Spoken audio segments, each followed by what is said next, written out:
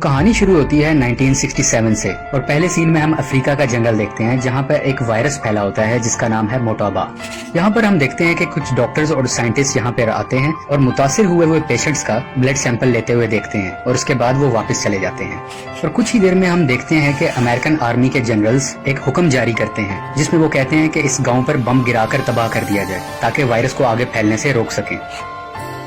अब मूवी हमें 28 साल के बाद आगे ले जाती है और यहाँ पर हम अपने one of the main character Dustin Hoffman को देखते हैं जो इस मूवी में कर्नल सैम का किरदार अदा कर रहे हैं। सैम अपनी वाइफ के साथ रहता है जिसका नाम डॉक्टर रॉबी है। कुछ ही देर में सैम को जनरल की तरफ से एक कॉल आती है जिसमें वो लेवल 4 की डिटेल्स बताते हैं। अब बेसिकली लेवल 4 है क्या? लेवल 4 बेसिकली एक ऐसी डिजीज है जिसमें लाइफ के लिए हाई रिस्क होता है। अब इसकी मजीद डिटेल जानने के लिए सैम कर्नल से मिलने के लिए जाते हैं। यहाँ पे कर्नल सैम की मुलाकात डिफरेंट ऑफिसर से होती है जिसमें जनरल बिली भी शामिल होते हैं। मेजर सॉल्ट का ये फर्स्ट मिशन है कर्नल सैम के साथ और जब ये दोनों अफ्रीका के जंगलों में पहुंचते हैं जहाँ पे वायरस ब्रेकआउट हुआ होता है तो वहाँ देख के ये बहुत परेशान होते हैं क्योंकि सिचुएशन बहुत खराब हो चुकी है। यहाँ पर बहुत से लोग मर रहे होते हैं, खून की उल्टियाँ कर रहे होते हैं। ये देख के मेजर सॉल्ट बहुत परेशान हो जाता है और अपना हेलमेट उतार देता है और रोने लगता है। और यहीं पे एक रैंडम आदमी इनसे मिलता है और इन्हें बताता है कि ये वायरस हवा से नहीं फैलता, लेकिन ये उसे अनसुना कर देते हैं और तमाम सैंपल्स कलेक्ट कर वापस बरतानिया अपने मुल्क में आ जाते हैं। जब कर्नल सैम इस वायरस का टेस्ट कर रहे होते हैं अपनी एक हाईटेक लेबोरेटरी में तो इन्हें और इनकी टीम को पता चलता है कि ये मोटोबा वायरस है।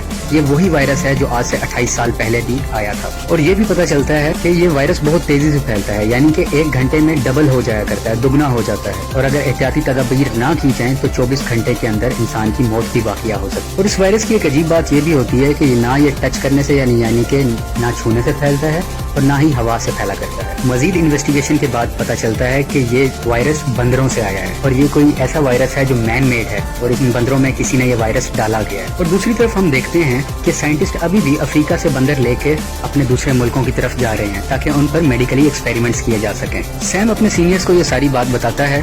अगले सीन में हम देखते हैं कि सैम अपने सीनियर्स को कहता है कि ये बीमारी बंदरों से आई है और जानवरों की तमाम इम्पोर्ट एक्सपोर्ट अफ्रीका से फौरी तौर पर बंद की जाए क्योंकि ये हाई रिस्क का मामला है। लेकिन सैम के सीनियर उसकी बात को इग्नोर कर देते हैं और बहुत ज्यादा सीरियस नहीं लेते। अब हम देखते हैं कि एक शख्स अफ्रीका के जंगलों से स्मगलिंग करके एक बंदर को कैलिफोर्निया लेके आता है और रास्ते में जब बंदर पानी पी रहा होता है तो वो पानी पीते हुए उस शख्स पर पानी की कुली कर देता है, यानी कि वो अपने मुंह से पानी उस शख्स पर फेंक देता है। ये जो बंदा इस बंदर की स्मगलिंग कर रहा होता है इसका नाम होता है जेम्स स्कॉट। जेम्स इस बंदर को बेचने के लिए एक एनिमल शॉप पे जाता है। जब वो बंदा इस बंदर को जांच रहा होता है तो बंदर अपने हाथ से खुरेद देता है जिसकी वजह से वो जख्मी हो जाता है और उसका थोड़ा सा खून भी आ जाता है। जब दुकानदार गौर करता है कि ये बंदर नहीं बल्कि बंदरिया है, यानी कि फीमेल मंकी है, तो वो स्कॉट को वापस कर देता है और कहता है कि मुझे मेल बंदर की जरूरत है ना कि फीमेल की। इसी बंदर के हाथ में एक बनाना भी होता है जो दूसरा बंदर उसे छीन लेता है और वो भी खा लेता है। और यहाँ पे हमें ये चीज क्लियर हो रही होती है कि इस बंदर से वायरस स्कॉट में फैला और इसी बंदर की वजह से उस दुकानदार में और दूसरे बंदर ने जिसने इसका झूठा खेला खाया। अब जब इसका बंदर नहीं बिका होता तो स्कॉट उसे करीबी जंगल में छोड़ देता है ये सोच कर के ये आजाद हो जाए और मुझे वापस जाना है। अब स्कॉट यहाँ से बॉस्टन जाने की तैयारी करता है, उसको अपनी फ्लाइट पकड़नी होती है। जब स्कॉट प्लेन में बैठा होता है तो इसकी तबीयत काफी खराब होती है और जब ये बॉस्टन पहुंच जाता है तो ये अपनी फ्रेंड से गले मिलता है और उसी वक्त स्कॉट बेहोश होकर एयरपोर्ट पर ही गिर जाता है। दूसरी तरफ हम देखते हैं वो दुकानदार जो बंदर खरीदना चाह रहा था वो भी खून की उल्टी करता है और बीमार होकर हॉस्पिटल पहुंच जाता है। यहाँ पर एक लैब असिस्टेंट उस दुकानदार के खून का टेस्ट कर रहा होता है और इसी टेस्ट के दरमियान गलती से वो खून उसके चेहरे पर गिर जाता है और वो खुद को हॉस्पिटलाइज करवा लेता है क्योंकि वो सेंस रखता है और वो इस उम्मीद में रखता है कि वो जल्दी ठीक हो जाएगा।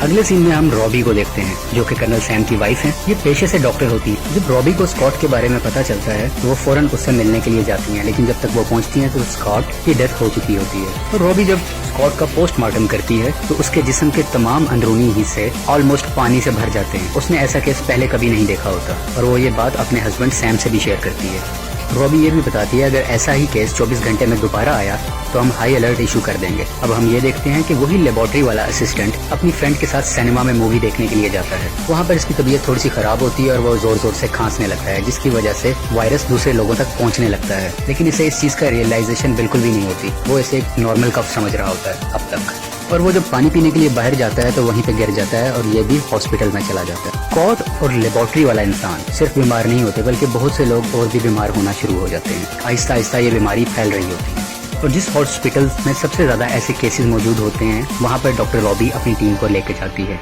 दूसरी तरफ कर्नल सैम भी कैलिफोर्निया पहुंच जाते हैं क्योंकि कैलिफोर्निया में सबसे ज्यादा बीमारी फैल रही होती है। अब हम ये भी देखते हैं कि ब्रिगेडियर जनरल बिली फोर्ड अपने एसोसिएट से बात कर रहे होते हैं। उनके एसोसिएट उन्हें कहता है कि कैलिफोर्निया को तबाह करना ही सोल्यूशन है ताकि ये वायरस दूसरे शहरों में ना फैले, लेकिन बिली फोर्ड कहता है कि नहीं, हम सबको बचाएंगे।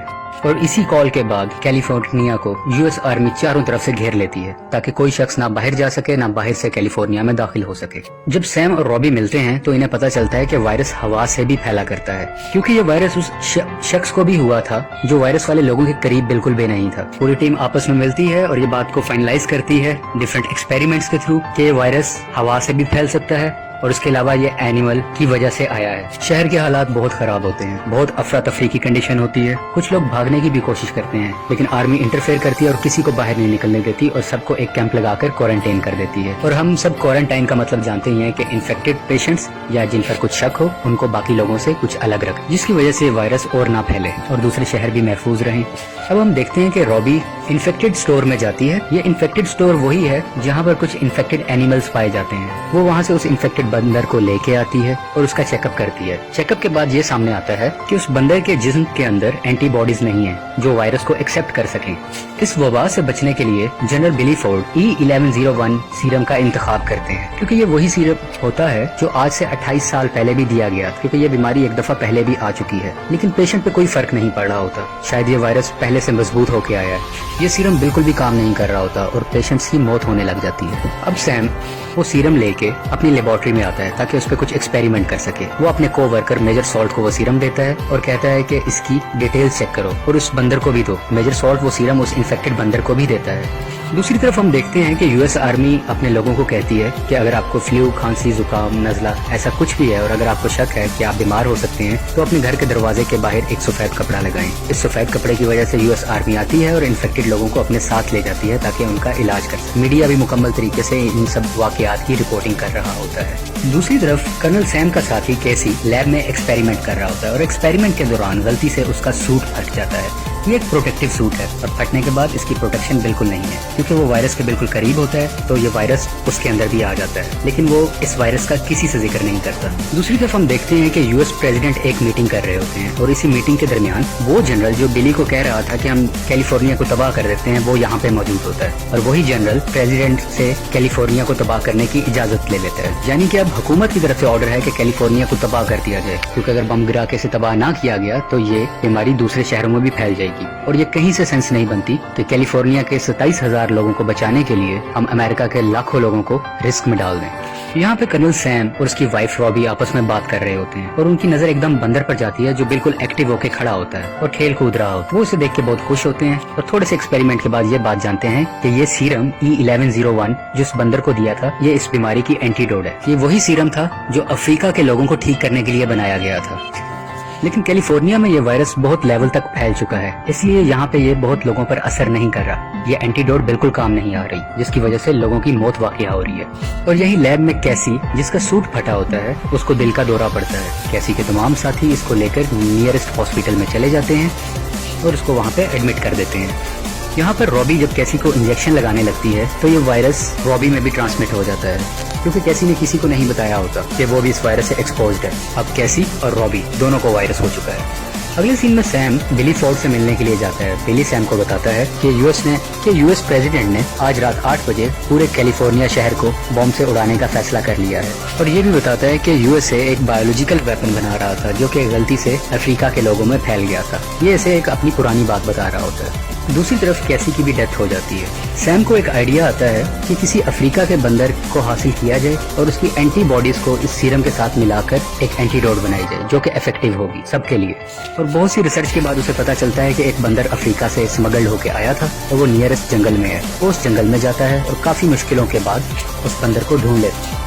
अब क्योंकि बंदर इनके पास आ गया है, सैम और उसकी टीम इस बंदर पर डिफरेंट एक्सपेरिमेंट्स कर रही होती है और उनका एक्सपेरिमेंट कामयाब होता है और एक एंटीडोट ये लोग बना देते हैं। मैं एक बार दोबारा बताता चलूं, एंटीडोट बन गई, पहले से सीरम मौजूद था। सीरम अकेला काम नहीं करता था और एंटीडोट इनके पास अवेलेबल नहीं थी। अब एंटीडोट भी है और सीरम भी है, ये इन दोनों को मिक्स करते हैं और इस वायरस से बचने का रास्ता सामने आ जाता है। यानी अब ये मुकम्मल 100% इस वायरस से बचने की मेडिसिन है। अब ये मेडिसिन सैम अपनी वाइफ रॉबी को देता है, क्योंकि रॉबी भी बीमार होती है और वो आहिस्ता आहिस्ता उसे मॉनिटर करते हैं ہیں کہ رابی کی طبیعت میں بہتری آ رہی ہے، جس کا مطلب یہ ہے کہ وہ سکسیسفل رہے اور انہوں نے اس وائرس سے بچنے کے لیے میڈیسن بنا لی ہوئی ہے۔ ہم دیکھتے ہیں کہ 8 بجنے کے قریب ہوتے ہیں، کیونکہ 8 بجے ایک پلین نے آ کر کیلیفورنیا پر بم سے حملہ کرنا تھا، اور اب یہ دونوں یعنی کہ سیم اور اس کا ساتھی سالٹ ایک ہیلی کاپٹر میں بیٹھتے ہیں کہ جلد سے جلد ہم اس پلین کو کسی طرح سے روک سکیں۔ سیم کا اس پائلٹ سے رابطہ ہوتا ہے جسے وہ منع کرتا ہے کہ بم مت گراؤ، لیکن وہ اس کی نہیں سنتا، تو جنرل بلی فورڈ انٹرفیئر کرتا ہے اور وہ اس پائلٹ کو شہر پہ بم گرانے سے روک لیتا ہے۔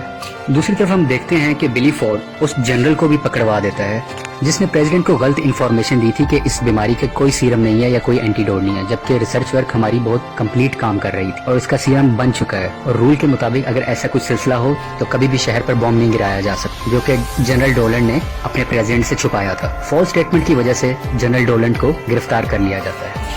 اس وائرس سے بچنے کی میڈیسن کو کمرشلی بنایا جاتا ہے اور لوگوں میں ڈسٹریبیوٹ کیا جاتا ہے، اور جتنے بھی انفیکٹڈ لوگ ہیں وہ سب آہستہ آہستہ ٹھیک ہونے لگ جاتے ہیں اور سب لوگوں میں زندگی کی امید دوبارہ سے آ جاتی ہے، اور یہیں پہ یہ مووی ختم ہو جاتی ہے۔ آپ کو یہ مووی کیسی لگی؟ پلیز لائک، شیئر اور سبسکرائب کریں، اور آپ ہماری مزید ویڈیوز بھی دیکھ سکتے ہیں۔